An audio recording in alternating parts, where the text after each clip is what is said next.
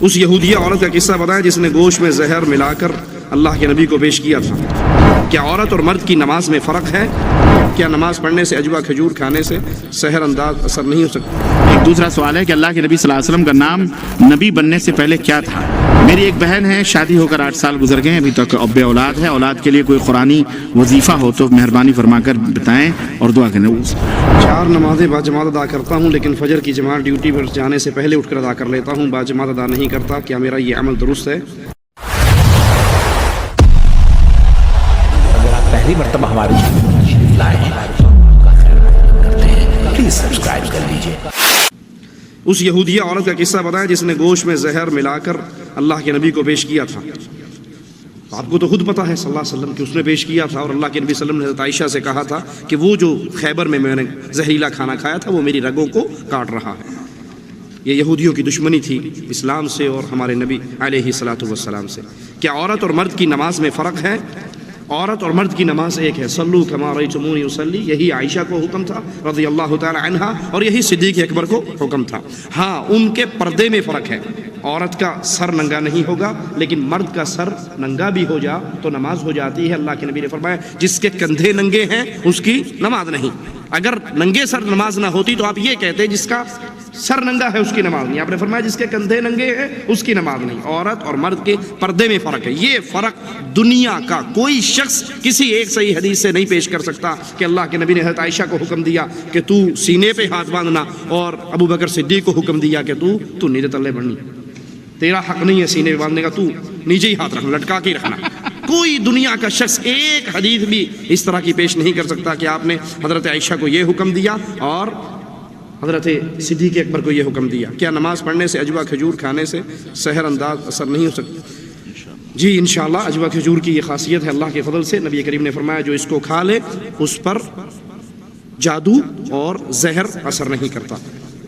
ایک دوسرا سوال ہے کہ اللہ کے نبی صلی اللہ علیہ وسلم کا نام نبی بننے سے پہلے کیا تھا؟ نبی بننے سے پہلے بھی اللہ کے رسول صلی اللہ علیہ وسلم کا محمد ابن عبداللہ آپ صلی اللہ علیہ وسلم کا نام تھا۔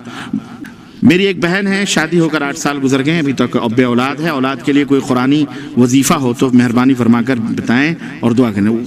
میرے بھائیوں، اولاد نہ ہونا اور ہونا یہ سب اللہ کی مرضی ہے۔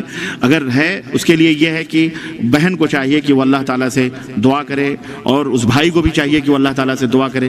اس سے دعا سے بڑھ کر کے اور کوئی وظیفہ نہیں ہے۔ اللہ کے رسول صلی اللہ علیہ وسلم نے فرمایا کہ دعائیں جو ہیں یہ تقدیروں کو لا يرد القدر الا الدعاء، تقدیروں کو اگر کوئی چیز ہٹا سکتی ہیں تو دعائیں ہیں۔ تو کثرت دعا اور کثرت استغفار، سبحان اللہ بحمدہ، سبحان اللہ العظیم، لا حول ولا قوة الا باللہ، لا الہ الا اللہ وحدہ لا شریک لہ، لہ الملک ولہ الحمد وہو علی کل شیء قدیر۔ یہ وہ دعائیں ہیں اور استغفار کثرت سے کریں، انشاءاللہ تعالی اولاد ہوگی انشاءاللہ تعالی۔ آج کل سہارا ٹی وی پر ایک پروگرام آتا ہے عجب غضب، اس میں دکھاتا ہے کہ کچھ کافر لوہے کی سلائیاں اپنی جسموں کے آر پار کر لیتے ہیں، نہ ہی ان کے جسم سے قطرے خون کا ٹپکتا ہے اور نہ ہی انہیں درد کا احساس ہوتا ہے، اور وہ کہتے ہیں کہ ہمارے بھگوان حق ہیں، اگر نہیں تو ہمیں تکلیف کیوں نہیں ہوتی؟ سوال، ایسے لوگوں کو کس انداز میں دعوت دیں، اور یہ کیوں کر ممکن ہے کہ انسانی جسم سے ایسے موقعوں پر خون ٹپکے اور درد نہ ہو؟ یہ سب سحر اور جادوگری ہے، اور آپ کو کیا پڑی ہے کہ آپ وہیں سے شروع کریں؟ دعوت دینے کے لیے وہی ملا تھا۔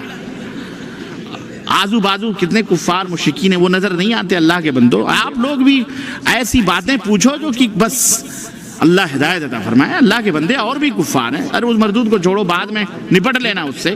اور اس کو دعوت دینے کا ایک طریقہ یہ بھی ہے کہ اس کو کہو میں لوہا ڈالتا ہوں، دیکھتا ہوں تیرے کو درد نہیں ہوتا۔